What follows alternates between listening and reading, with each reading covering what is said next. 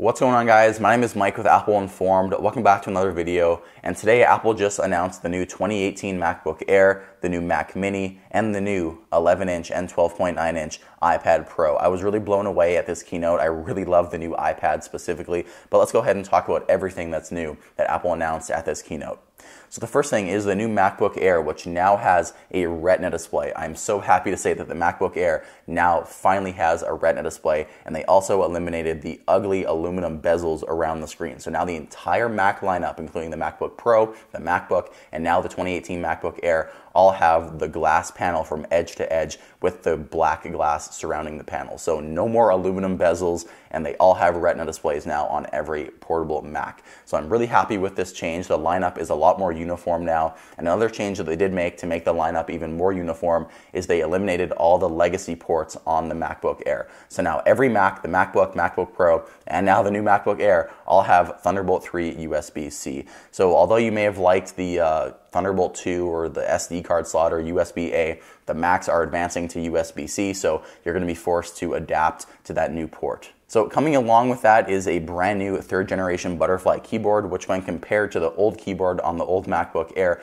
is 4 times more stable. So as you remember, the keys on that old MacBook Air were very wobbly. Also with the keyboard is a brand new Force Touch trackpad, so wherever you click on this trackpad is going to be even pressure. It weighs only 2.75 pounds. It's available in silver, space gray, and the new gold color. And something that Apple was really proud of at the keynote is it is made out of 100% recycled aluminum. And it does start at $11.99, so a pretty cheap price point to get people into the Mac ecosystem. So something that Apple pulled out of their back pocket at this keynote is an upgrade to the Mac Mini. I was definitely not expecting an upgrade to the Mac Mini at this keynote, but we have it. So new 2018 specs, pretty much everything you would expect from a Mac Mini. They didn't really change the design other than giving it a new space gray color. It has coffee-like processor, up to 64 gigabytes of RAM. You can configure it up to 10 gigabit Ethernet, and that's pretty much it. It's made out of 100% recycled aluminum, and you can configure it up to 2018 specs, because the old Mac Mini had pretty old processors and pretty old specifications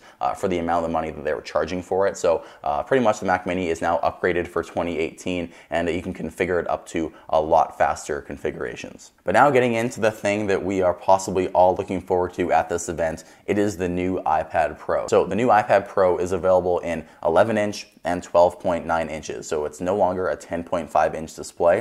It has a brand new all-screen design, so the home button is gone. It has Face ID, and Face ID does work in any direction. So I know that those were some of the rumors going around about the new iPad, that if you held the iPad in landscape mode, Face ID would not work, but it does work in landscape, either way landscape, even upside down. So it will scan your face, it will unlock no matter which way you hold the iPad.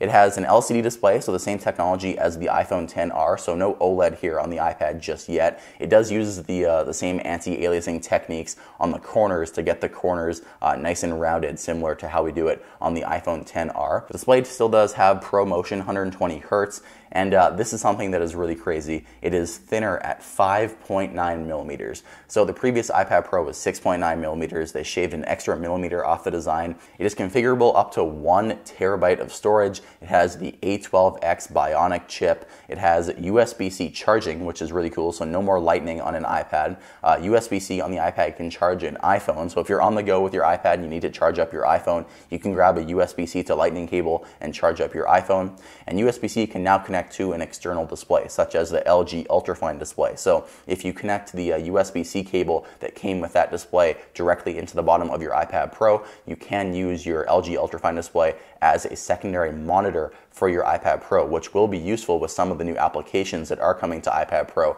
such as Photoshop in 2019. There is a brand new Apple Pencil that supports gestures. So for example, in the Notes application, if you tap the side of the Apple Pencil, you can move to the eraser. So this is a lot easier than lifting up your pencil, tapping the eraser icon and erasing whatever you need to erase. Now you can just tap the pencil and it will switch directly to the eraser. Another new feature of the Apple Pencil is it can now charge magnetically. So all you have to do is click it onto the side side of the iPad Pro and it will start charging, and the magnets in there are apparently very strong, so you can shake the iPad and the Apple Pencil will not fall off, and it will charge pretty quickly wirelessly when it is attached to the side of the iPad. There is also a new Smart Folio keyboard with multiple angles, so this is something I really wanted with my Smart Keyboard on my iPad Pro 10.5 inch, how it's only available to stand up in one angle. Now you can choose between two angles, so one that's good when you're typing on your lap and an angle that is good when you are sitting at a desk. The price starts at $799, which is a bit high for an iPad in my opinion. It is an iPad Pro, but I remember back in the day when iPads used to start at $499, now they're starting at $800,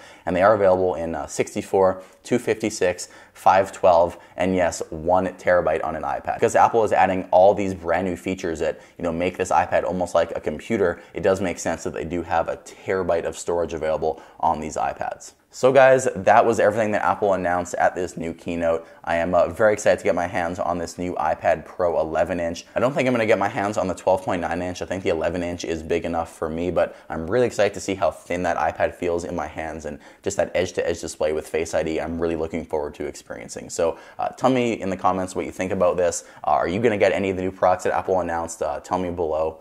Anyway guys, thank you so much for watching. My name is Mike with Apple Informed, and I'll see you in the next video.